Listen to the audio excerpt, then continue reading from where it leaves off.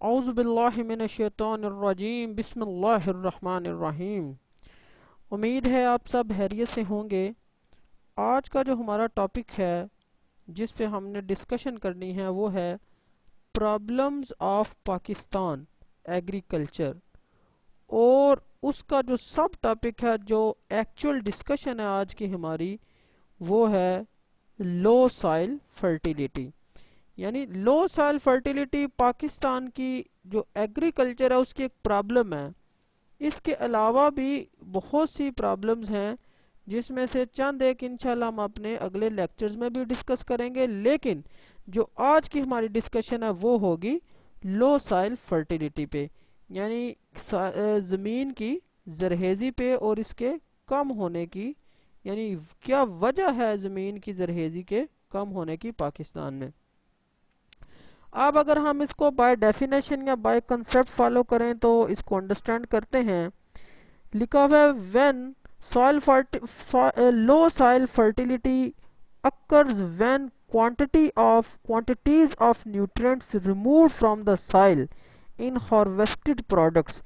यानी जो harvested products हैं वो वो फसलें जिनकी पहले कटाई हो चुकी हुई है उन्हें हार्वेस्टेड प्रोडक्ट्स कहा जाता है।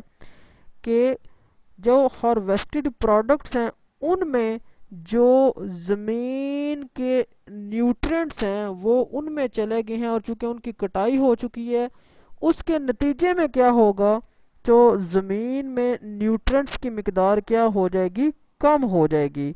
यानी ये क्या कहा जाता है कि लो सॉइल फर्टिलिटी उस वक्त होती है जब ज़मीन के अंदर मौजूद न्यूट्रिएंट्स की मिकदार रिमूव हो जाती है, ख़त्म हो जाती है। कैसे ख़त्म हुई है, जो पहले फसल की कटाई की गई थी, harvested products exceed the quantity of nutrient being applied. यानी वो न्यूट्रिएंट्स जो ज़मीन में अप्लाई किए गए थे उनकी बहुत सी मिकदार हार्वेस्टेड प्रोडक्ट्स यानी उस फसल में चली गई है जिसकी कटाई हो चुकी है। उसके नतीजे में ज़मीन में न्यूट्रिएंट्स की मिकदार कम हो जाएगी। So this concept is known as low soil fertility. इस कंसेप्ट को नाम दिया जाता है लो सॉइल फर्टिलिटी का। अब इस सिचुएशन में क्या होगा अगर ये न्यूट्रिएंट्स की मिकदार ज़मीन में कम हो जाती है। In this situation nutrient requirement for the crops are met from the soil reserve until these reserve cannot meet the crop demand।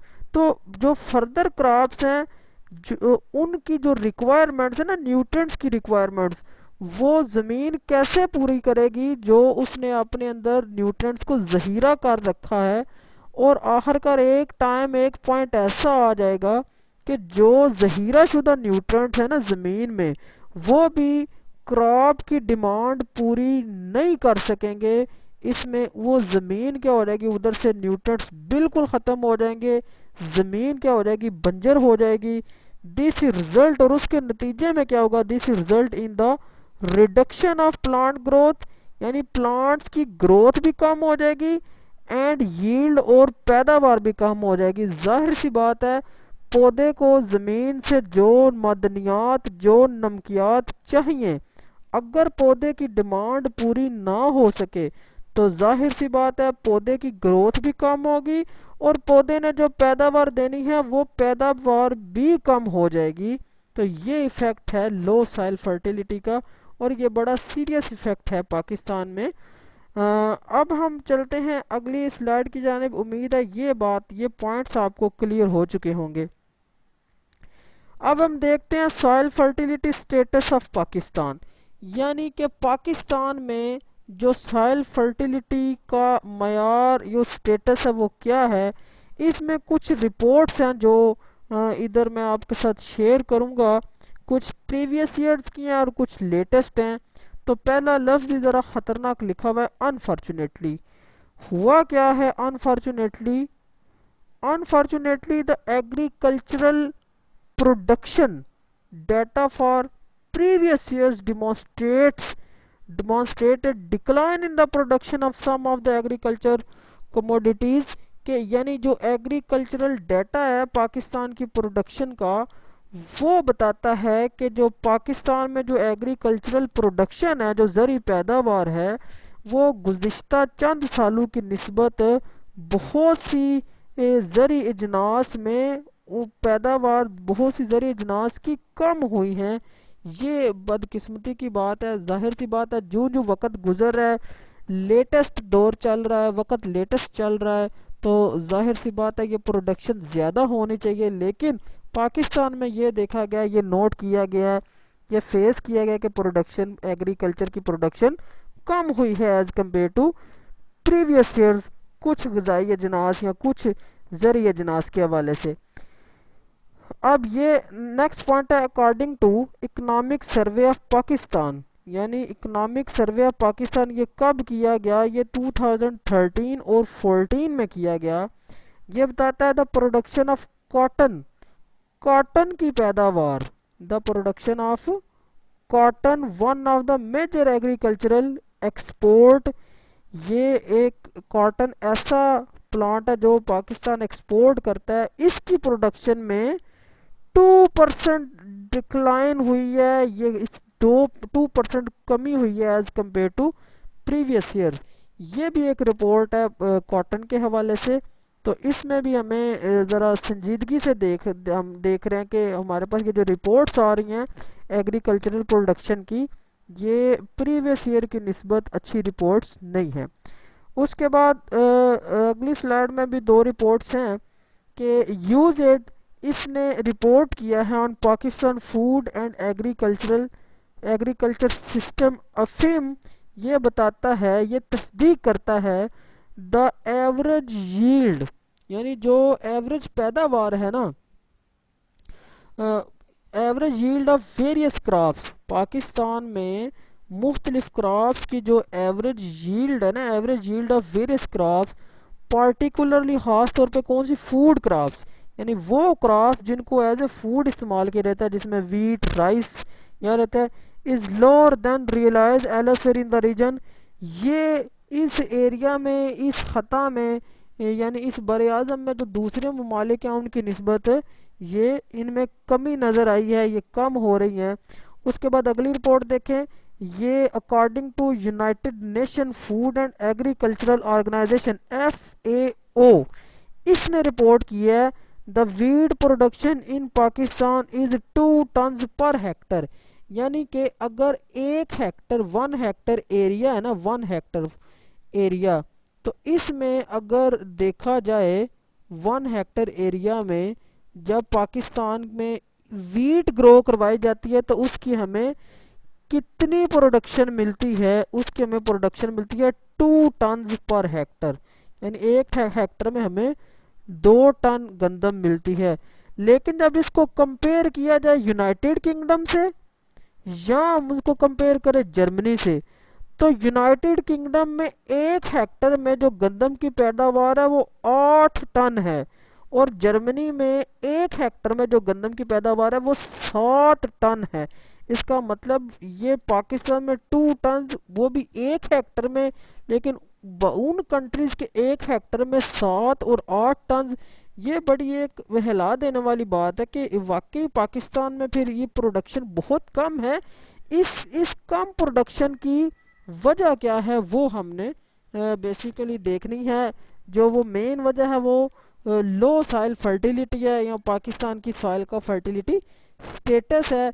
तो क्या वजह है कि जिसकी इस फर्टिलिटी, इस कम जरहेजी को हम पूरा नहीं कर पा रहे।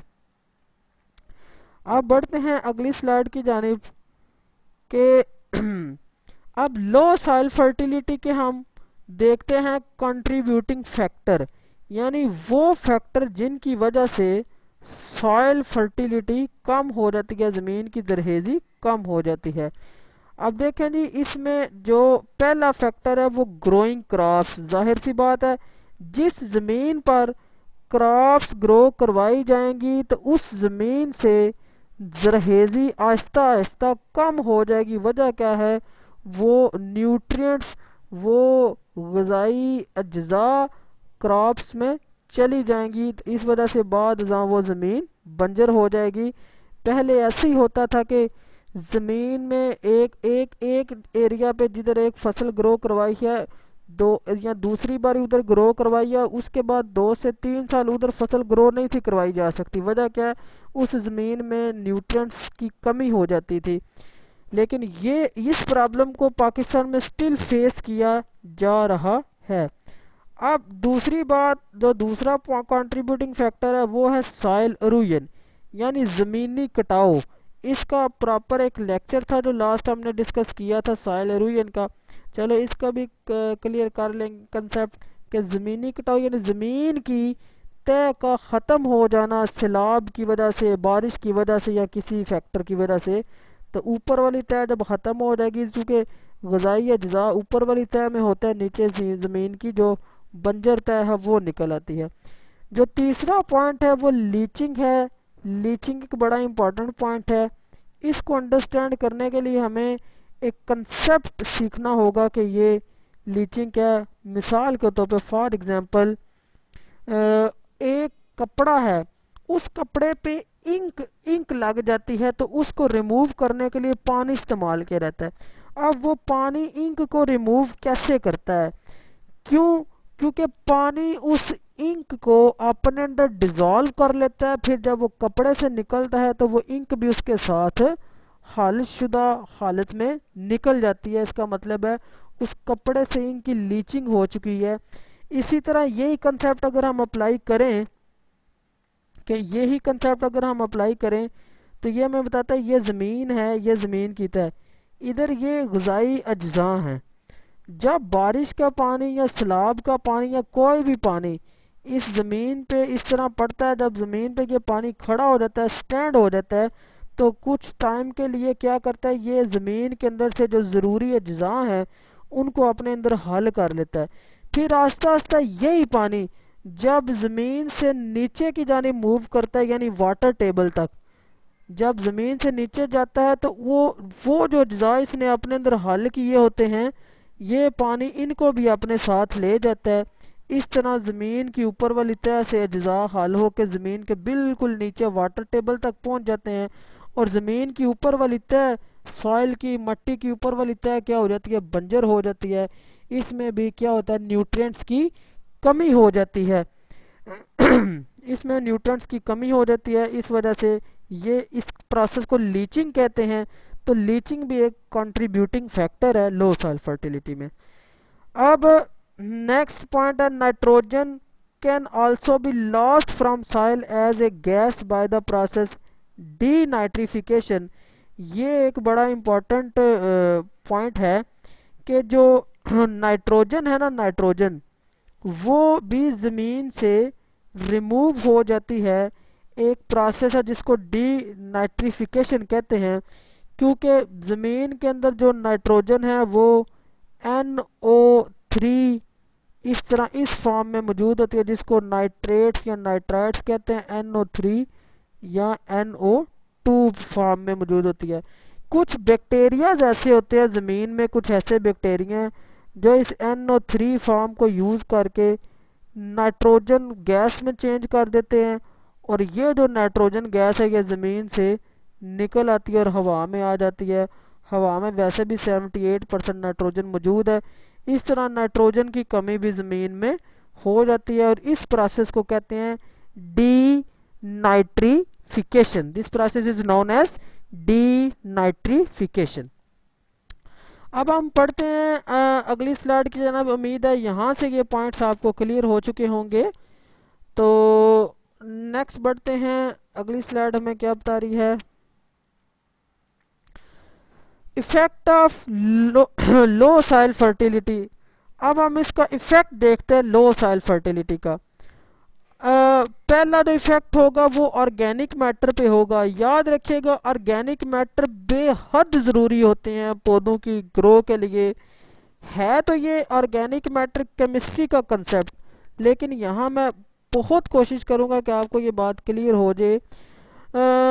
ऑर्गेनिक मैटर ऐसा मटेरियल होता है जो कार्बन, यानी कार्बन आपने नाम सुना होगा केमिस्ट्री में, जो कार्बन के अज्जा पर मुश्तमिल होता है, या सिंपली कह लें अगर कोई जिंदा चीज़ ज़मीन में जली जाती है, जो वो ऑर्गेनिक मैटर में चेंज हो जाती है। जिस तरह अगर हम बात करें तो गले सड़े पत्ते वो ऑर्गेनिक मैटर हैं। उसके अलावा जो जानवरों का डम यानी गोबर है वो क्या है, वो ऑर्गेनिक मैटर है। उसमें चूंकि कार्बन के कंपाउंड्स की मिकदार क्या होती है, बहुत ज़्यादा होती है। और कार्बन के अलावा जो बाकी चीज़ें होती हैं उनको इनऑर्गेनिक फार्म या उनको सॉल्ट की फॉर्म में कंसिडर किया जाता है, या उनको सिंपल न्यूट्रेंट्स कह सकते हैं। तो ये जो ऑर्गेनिक मैटर है, यानी वो मैटर जो लिविंग मटेरियल से आया है ज़मीन के अंदर, organic matter play key role in maintaining soil fertility. इसीलिए गोबर की खाद डाल दी जाती है ज़मीन के अंदर, क्योंकि उसके अंदर ऑर्गेनिक मैटर बहुत ज़्यादा था। गोबर खुद ही ऑर्गेनिक मैटर है, क्योंकि वो पहले लिविंग था, यानी वो पौधों के पत्तों से बना है। इट होल्ड नाइट्रोजन, और ये ऑर्गेनिक मैटर अपने अंदर नाइट्रोजन सल्फर की मिकदार को अपने अंदर बहुत ज़्यादा रखता है। नाइट्रोजन और सल्फर पौधों की ग्रोथ के लिए बड़े ज़रूरी अज्जा हैं इन ऑर्गेनिक फॉर्म। और अदर असेंशियल और बाकी न्यूट्रिएंट्स भी हैं, जैसे कि पोटाशियम और कैल्शियम वगैरह। ये सारी चीज़ें ऑर्गेनिक मैटर में होती हैं। अगर ये ऑर्गेनिक मैटर ज़मीन से ख़त्म हो जाएगा तो इसका मतलब है सॉइल फर्टिलिटी कम हो जाएगी। तो जारी बात है, लो सॉइल फर्टिलिटी की वजह से ऑर्गेनिक मैटर ज़मीन से ख़त्म हो जाता है, और इससे पौधे की ग्रोथ कह सकते हैं 70 से 80% इफेक्ट होती है। अब देखें जी, ये लिखा हुआ था loss of organic matter mainly अकर। ये ऑर्गेनिक मैटर कैसे ख़त्म होता है, उधर से ज़मीन से मेनली अकर थ्रू, कैसे होता है ये ऑर्गेनिक मैटर की डिप्लेशन, थ्रू कंटिन्यूस क्रॉपिंग। अगर बार बार एक जगह पे क्रॉप लगाई जाए, विद स्टबल रिमूवल। अब स्टबल रिमूवल से मुराद है कि ज़मीन से फसलों की कटाई के बाद बाकी जो उस उनका पीछे मटेरियल रह जाता है, यानी जड़ें, अगर वो भी रिमूव कर दी जाए ना, तो फिर तो बिल्कुल ऑर्गेनिक मैटर रिमूव हो जाता है। लेकिन लॉजिक ये है कि मैंने आपको समझाया, ऑर्गेनिक मैटर आती हैं वो चीज़ें जो पहले लिविंग थी, जो गल सड़ गई हुई हैं ज़मीन के अंदर। मिसाल के तौर पर ये ज़मीन है ना, यहाँ प्लांट ग्रो किए हुए थे, इनकी हार्वेस्टिंग कर ली है। फॉर एग्जांपल ये प्लांट है, इन प्लांट्स की कटाई, यहाँ से कटाई ऊपर से कर ली, अगर ऊपर से इनको काट लिया जाता है तो बाकी जो नीचे इनका ये मटेरियल बचा है ना, इसको स्टेबल कहते हैं, स्टेबल। अब क्या हो जाएगा, अगर ये स्टेबल ज़मीन में ही रहेगा ना, with the passage of time ये ज़मीन में गल सड़ जाएगा और ज़मीन के अंदर ये ग़िज़ाई ऑर्गेनिक मैटर को वापस लुटा देगा। लेकिन अगर वो खेती बाड़ी की जाती है और इस स्टबल को भी रिमूव कर दिया जाता है ना, तो फिर एक लंबे अरसे के लिए वहाँ से ऑर्गेनिक मैटर का सोर्स ही ख़त्म कर दिया गया है। या अगर यहाँ जो पत्ते गिरे हुए हैं वो साफ़ कर दिए जाते हैं, या जिस तरह गंदम की कटाई के बाद उसके ऊपर अगर वो जो उसका नीचे वाला हिस्सा है या उसका भूसा वगैरह अगर उधर रहने दिया रहता है, वो with the passage of time क्या हो जाता है, वो गल सड़ जाता है, और गलने सड़ने से वो दोबारा खाद की शक्ल में ज़मीन में आ जाता है।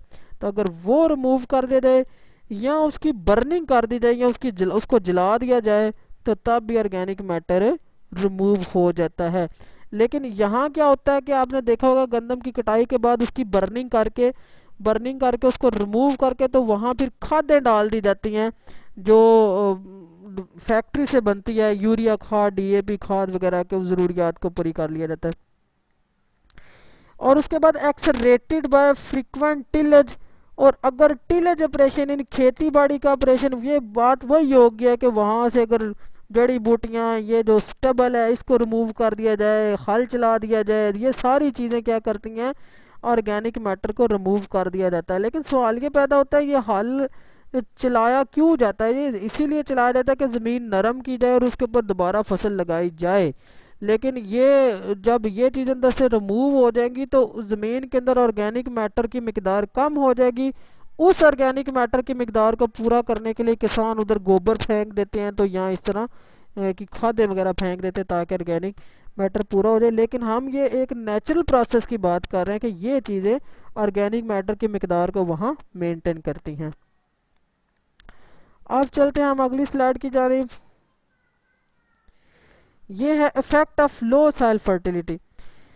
In all agricultural system nutrients are removed over time in harvested products such as grains। ये बात आगे हमने क्लियर की है कि न्यूट्रिएंट्स कैसे रिमूव होता है। न्यूट्रिएंट्स रिमूव होता है हार्वेस्टेड प्रोडक्ट्स में, यानी ज़मीन से जो हमने पहले फसल लगाई उसकी कटाई की, तो जो ज़मीन के न्यूट्रिएंट्स उस फसल में चले गए और वो रिमूव हो गए। फिर उसके ऊपर हमने एक और फसल लगाई, फिर उसकी कटाई की, तो ज़मीन के अंदर जो बाकी मानदा न्यूट्रिएंट्स है वो भी उसमें चले गए। फिर एक और फसल लगाई, उसकी कटाई की, आखिरकार ज़मीन के अंदर से वो न्यूट्रिएंट्स ख़त्म हो जाएंगे। तो ये एक रीज़न बनेगी लो सॉइल फर्टिलिटी की। उसके बाद of side losses of nutrients can also occur through soil erosion, run of, leaching, burning of soil residue. ये आपको नज़र आ रहा है, ये जिस of side losses of nutrients से मुराद है कि न्यूट्रिएंट्स का उस जगह से रिमूव होना, उस जगह से रिमूव होना जो किनारे पे हो, यानी जो मेन एरिया से थोड़ी दूर हो।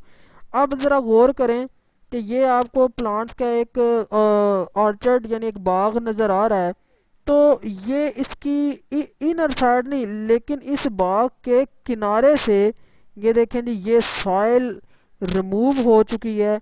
इसको क्या कहते हैं, सॉइल इरोजन कहते हैं। ये इतना एरिया ये सॉइल का रिमूव हो चुका है किनारे से।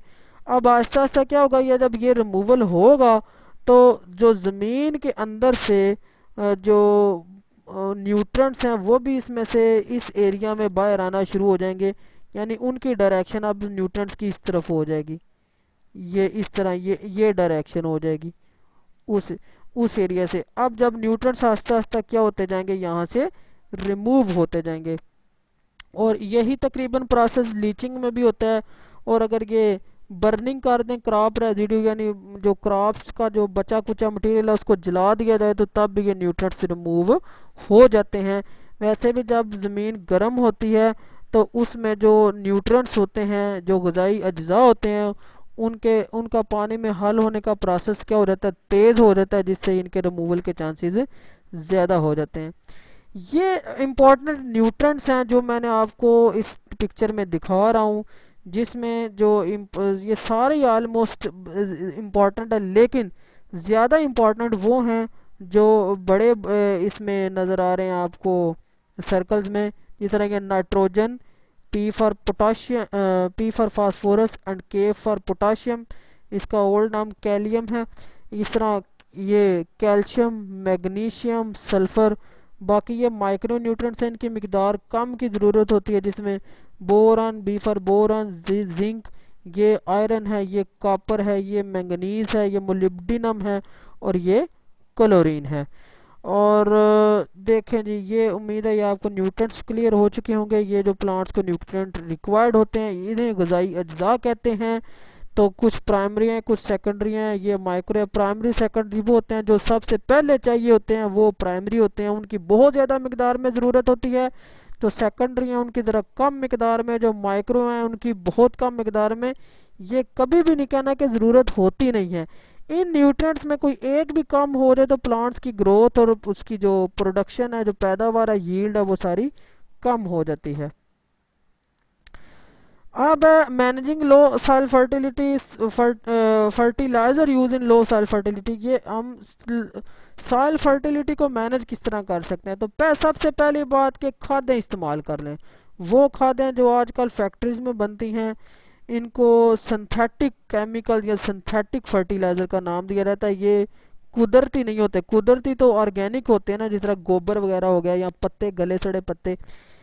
Fertiliser use in low soil fertility, the usual management response to nutrient removal और loss is apply to fertiliser. जो सबसे अमूमी जो मैनेजमेंट है कि वो फर्टिलाइजर को इस्तेमाल करना, खादों को इस्तेमाल करना। ये देखें, ये यूरिया खाद है जो ज़मीन में डाली जा रही है। Significant area of cultivated land in Pakistan are now unable to produce economic crop yield and high protein grain without the use of fertilizer। ये इम्पोर्टेंट बात है कि जो पाकिस्तान में ऐसे एरियाज हैं जिधर हाई प्रोटीन ग्रेन्स, यानी प्रोटीन ग्रेन्स याद रखिए क्या होता है। जिस तरह मैं आपको एक एग्जांपल देता हूँ, ये लोबिया है ना, ये प्रोटीन ग्रेन है। फलियाँ, मटर, ये प्रोटीन, इनमें प्रोटीन्स की मिकदार ज़्यादा होती है। वो वाली फसलें जिनमें प्रोटीन्स की मिकदार ज़्यादा होती हैं, उनमें उन वो फसलें अब हासिल करने के लिए यूज़ ही फर्टिलाइज़र किए जाते हैं। इनके बगैर वो प्रोटीन की मिकदार अपने अंदर पूरी नहीं कर सकते। तो ये बड़ा लो सॉइल फर्टिलिटी को मैनेज किया जा रहा है, ये सिंथेटिक तरीके से, सिंथेटिक फर्टिलाइज़र इस्तेमाल करके। सिंथेटिक फर्टिलाइज़र वो होते हैं जो फैक्ट्रीज में बनाए जाते हैं, जिस तरह ये यूरिया है, ये सिंथेटिक है और ये फैक्ट्री में बनाया जाता है। आगे ये दो इम्पॉर्टेंट कंसेप्ट हैं, न्यूट्रिएंट स्ट्रेटिफिकेशन एंड सब सॉइल डिप्लेशन। अब ये भी एक रीज़न है लो सॉइल फर्टिलिटी की। देखें जी, ये क्या जाती है in some rain fed cropping system. Rain fed cropping system वो है बारानी क्रॉपिंग सिस्टम, जिधर पानी दिया जाता है फसलों को बारिश से। ट्यूबवेल वगैरह का निज़ाम या नहरी निज़ाम नहीं है, अमूमन ये ज़रा ऊंचे इलाके होते हैं, पहाड़ी इलाके। अब इसमें system such as grains minimum zero tillage with stubble retention has result in nutrient stratification. Stratification का मतलब है तय जमना, न्यूट्रिएंट्स की तय जम जाना। अगर वहाँ जो टिलेज ऑपरेशन यानी खेती बाड़ी का ऑपरेशन कम होगा ना, मिनिमम या जीरो, अगर हम उधर खेती बाड़ी का कोई ऑपरेशन, खेती बाड़ी से मुराद ये है कि वहाँ ज़मीन के अंदर से वो जो फसल की कटाई की गई है, उसका उसका जो बाकी हिस्सा जो पौधे का रह गया उसको रिमूव कर देना, उसको निकाल देना, उखाड़ देना, ठीक है। अगर वो कम होगा और स्टेबल रिटेंशन यानी वो जो स्टेबल है वो पौधे का कटा हुआ हिस्सा ज़मीन में मौजूद है, अगर उसकी रिटेंशन होगी, अगर वो उधर ही रहेगा, had result in nutrient stratification. इसके नतीजे में क्या होगा, जो उधर न्यूट्रिएंट्स की तय है वो दोबारा आ जाएगी। खुसूसी तौर पे फास्फोरस और पोटाशियम की बात की जा रही है, पार्टिकुलरली फास्फोरस एंड पोटाशियम, ये इनकी पार्टिकुलर बात की जा रही है, अगर वहाँ स्टेबल रिटेंशन ही होगी तो।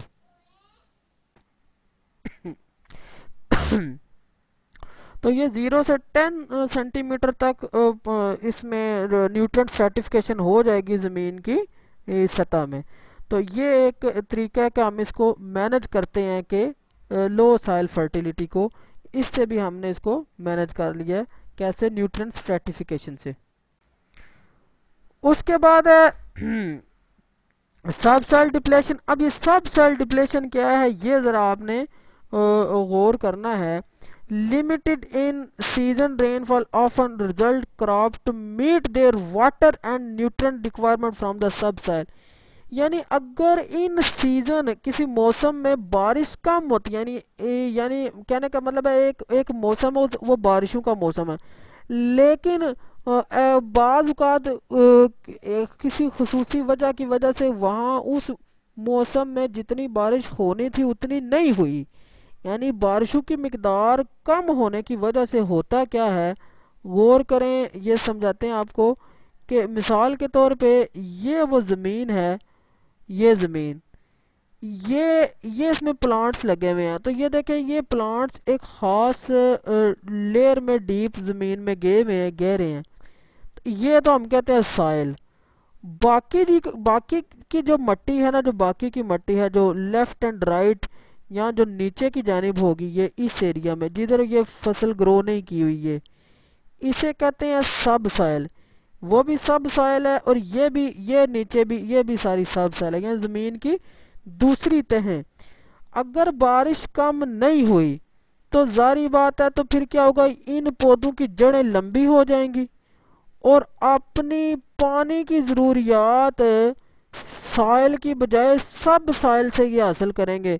और जारी बात है, जब इनको पानी चाहिए, पानी के साथ इनको ग़िज़ाई अज्जा यानी न्यूट्रिएंट्स भी चाहिए, तो फिर क्या होगा कि ये सब सॉइल से वाटर के साथ साथ न्यूट्रिएंट्स भी अपने अंदर ले जाएंगे और इससे वजह क्या बनेगी, जो सब सॉइल है उसमें न्यूट्रिएंट्स की कमी हो जाएगी।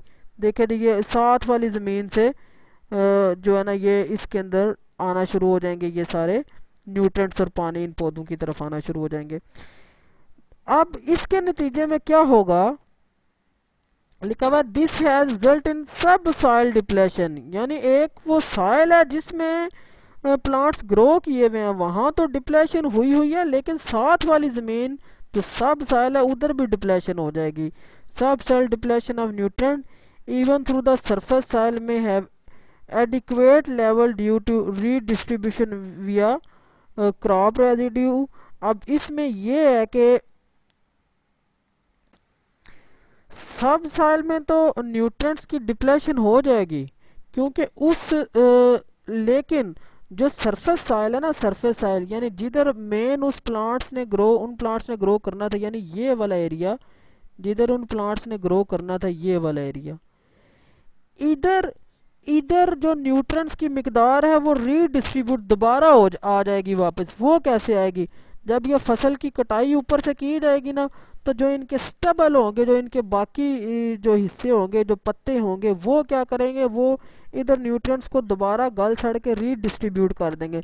लेकिन जो सब सॉइल है वहाँ से चूंकि इस फसल ने कम बारिश की वजह से पानी और न्यूट्रिएंट्स खींच लिए थे और वहाँ तक दोबारा जाना न्यूट्रिएंट्स का मुश्किल हो जाएगा।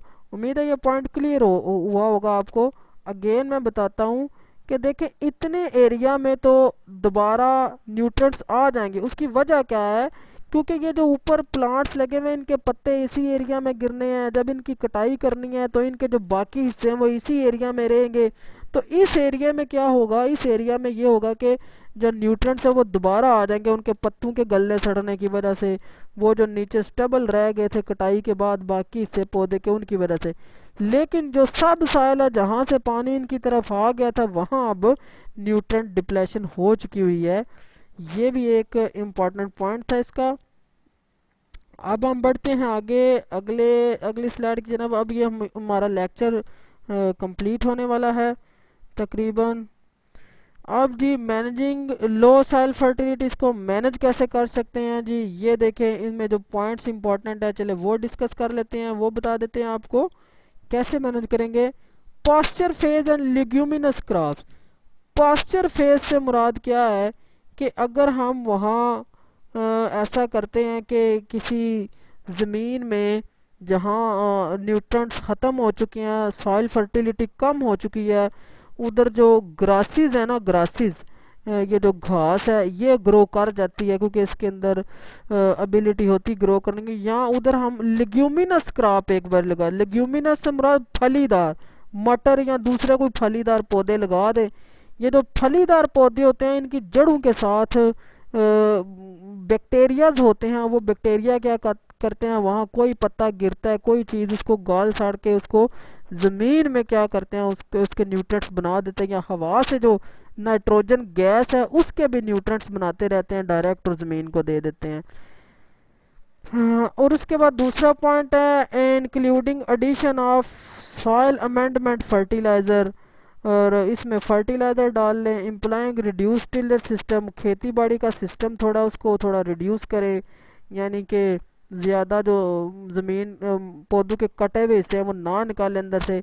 Retaining crop residue on side, ये भी वही बात होगी, जो क्रॉप्स का रेजिड्यू है यानी उनके उनके पत्ते वो ज़मीन में रहने दें, या उनकी जो जड़ें हैं वो ज़मीन में ही रहने दें, लेकिन वो इसको थोड़ा टाइम दें, 5-6 महीने 1 साल तक वो दोबारा सॉइल फर्टिलिटी वापस आ जाएगी। तो ये पहला पॉइंट फिर बता देता हूँ कि पास्चर फेज से मुराद उधर घास लगाएं। वो घास क्या करेंगे, जानवर वहाँ से खाएंगे और बाकी उन जानवरों का गोबर वगैरह या जो इसी तरह डंप है वो ज़मीन पे गिरेगा और उसकी फर्टिलिटी वापस आ जाएगी। नेक्स्ट देखते हैं, या उम्मीद है हमारा लेक्चर मुकम्मल होने वाला है। अब हाउएवर मैनेजिंग, ये भी सॉइल फर्टिलिटी, लो सॉइल फर्टिलिटी को मैनेज करना है।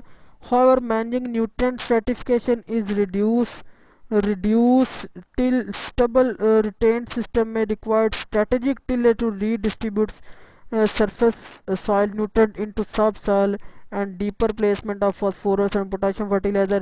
ये वही बात रिपीट हो रही है इधर कि मैनेजिंग न्यूट्रिएंट स्ट्रेटिफिकेशन, वो जो तरह न्यूट्रिएंट स्ट्रेटिफिकेशन की बात की ना, न्यूट्रिएंट्स की तय उसको मैनेज करना। Is reduce stable retained system में रिक्वायर्ड स्ट्रेटेजिक टिलेज, के वो जो स्टेबल रिटेन सिस्टम है ना, जिस तरह वो जो पौधों का जो बाकी मटेरियल है उसको अगर ज़मीन में ही रहने दिया जाए, ये सब करने के लिए भी ना हमें जो टिलेज ऑपरेशन करना पड़ता है वो स्ट्रेटजिक होना चाहिए, यानी वो तकनीकी होना चाहिए। ऐसा नहीं होता कि हम सारे रेजिड्यू को रहने देते हैं, कुछ उसमें वीड जड़ी बूटियां होती हैं उनको रिमूव करना ज़रूरी होता है, या उनको इस तरीके से उनकी मैनेजमेंट की जाए। जो टिलेज ऑपरेशन है, टिलेज ऑपरेशन से मुराद है खेती बाड़ी का ऑपरेशन ऐसे किया जाए ताकि जो न्यूट्रिएंट्स हैं वो सॉइल में, सब सॉइल में वो रिप्लेस हो जाएं, और इवन के डीप चले जाएं, गहरे चले जाएं सब सॉइल में, और बिलखसूस फास्फोरस और पोटाशियम फर्टिलाइज़र वो यूज़ कर लो, और वो फर्टिलाइज़र इनमें वापस रिप्लेस हो जाए। Best management practice such as fertilizer application, ये सबसे बेस्ट है आजकल जी। फर्टिलाइज़र खादें डाल दें, rates are often adopted by growers but due to lack of underpinning research. लेकिन ये देखें, ये बात की जा रही है, ये एक बेस्ट प्रैक्टिस है फर्टिलाइज़र एप्लीकेशन, लेकिन ग्रोअर्स जो किसान है वो इसी को अडॉप्ट करते हैं, खादें डाल देते हैं, लेकिन लैक ऑफ अंडरपिनिंग रिसर्च, यानी हमारे पाकिस्तान में या आप कह लें अब वाला रिसर्च का जो स्टेटस है वो भी इतना वैल्यूएबल नहीं है। तो ये जो प्रैक्टिस है ना fertilizer application of some term not well defined, ये किस तरह फर्टिलाइज़र डालना है और कितना डालना है, ये भी इतना जो है ना जो ग्रोअर्स हैं उनको इसका इतना आइडिया नहीं होता। इस वजह से ये जो है ना आजकल बहरहाल इसके अंदर काफ़ी ज़्यादा रिसर्च आ रही है। जिस तरह किसी एरिया में फसल ग्रो करवाने से पहले उस एरिया का केमिकल टेस्ट लिया जाता है, उस मिट्टी को टेस्ट किया जाता है ताकि उसमें पता चल जाए न्यूट्रिएंट्स की मिकदार कितनी है। तो वो क्या होता है, ज़मीन में मुख्तलिफ जगहों से मिट्टी ले ली जाती है और उसको लेबॉर्ट्री में उसका टेस्ट किया जाता है ताकि उसमें न्यूट्रिएंट्स की मिकदार का पता चल जाए। इस तरह फिर जो न्यूट्रिएंट्स कम होते हैं वो उनकी खाद इस्तेमाल की जाती है। अब बढ़ते हैं आगे। उम्मीद है आपको ये पॉइंट समझ आ चुका होगा। ले जी, ये हमारा लेक्चर, आज का हमारा लेक्चर कंप्लीट हुआ। इंशाल्लाह मिलते हैं हम अपने अगले लेक्चर में। तब तक के लिए अल्लाह हाफिज़, फ़ी मान अल्लाह, दुआ में याद रखिएगा।